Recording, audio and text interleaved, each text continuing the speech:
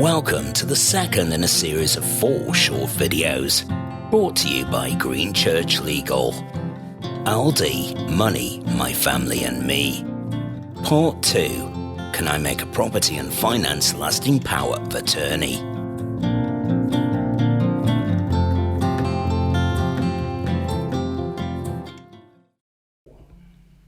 Hello, my name is Cherie Green and welcome to the second in our series of short videos designed for families where there may be a person with a learning disability or who may be on the autistic spectrum. In the first video, we learnt that a parent can manage benefits for their adult son or daughter by becoming their appointee. But being appointee doesn't give you the power to manage money in bank accounts, savings accounts, child trust funds. So the money in those accounts can be frozen if the child lacks capacity to manage the money in them. So what can be done? Well, the answer may be to consider whether the person wishes to make a property and finance lasting power of attorney, LPA for short. There are 2 common myths about lasting powers of attorney. The first is that you can just go and get a lasting power of attorney. That's not the case. A power of attorney, a power, has to be given. So a parent cannot go off and get this done on behalf of their adult child. It has to be something that the child wishes to do. They choose the people they trust and they appoint them as attorneys in a lasting power of attorney or LPA. And they make the LPA with appropriate support. The second myth is that somebody with a learning disability or on the autistic spectrum can't make an LPA. And that's not necessarily true. Mental capacity is called decision specific, and people with learning disabilities or on the autistic spectrum make many decisions for themselves every day. In fact, even if a person doesn't have the capacity or the understanding to manage their own money, they may still have the capacity to make a lasting power of attorney. And if they do have that capacity and they want to appoint relatives, family as attorneys, they should be supported in that choice. And their property and finance attorneys will then be able to make financial decisions for them when they cannot make those decisions themselves, and manage all money on their behalf, including accessing bank accounts, junior ISAs and child trust funds. So what does a person need to understand to have the capacity to make a lasting power of attorney? Well, it's actually a legal test, and I'm going to suggest some of the questions that a person needs to be able to answer to establish that they do have the understanding that is needed.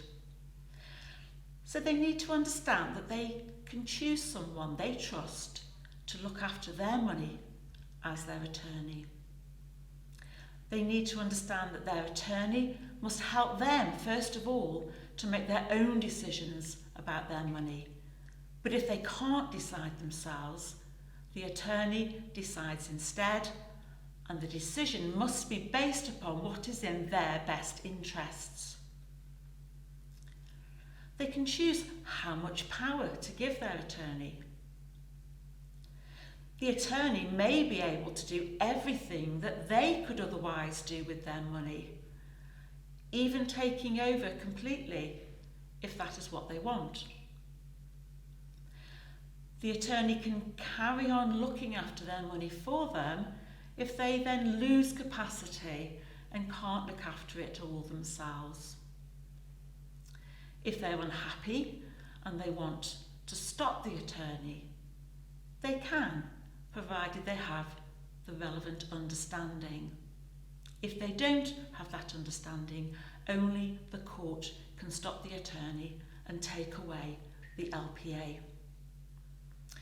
Once the LPA has been signed, it has to be sent away to be registered and stamped by the Office of the Public Guardian before it can be used.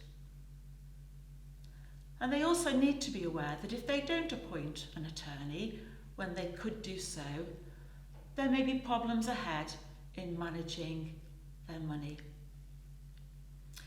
Would your son or daughter understand those concepts, given the right support and the information presented in the right way? Pictures, Makaton or other language, the right person supporting them, in the right place at the right time. If so, and they are willing, they may be able to make a property and finance lasting power of attorney. One last thing, every LPA must also be signed by a certificate provider. This is an independent person who is confident that the person making the LPA knows what it is for, knows what power they're giving to the attorney, and that there is nobody putting undue pressure on the person to do this, and there's no fraud involved or anything like that. It can be very useful if you have a helpful social care or health professional who knows the person well and can be willing to act as certificate provider.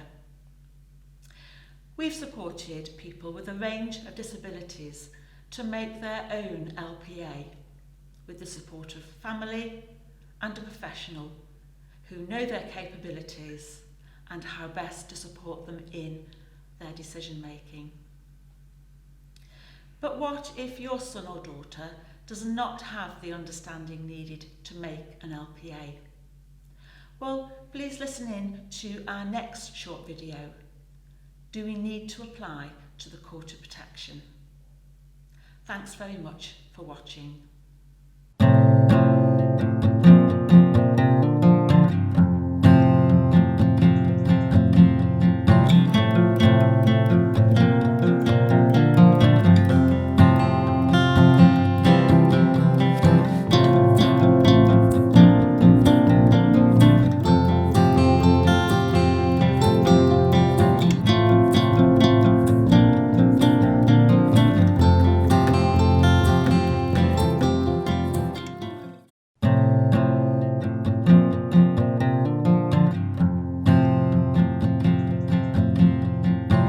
Thank you for watching.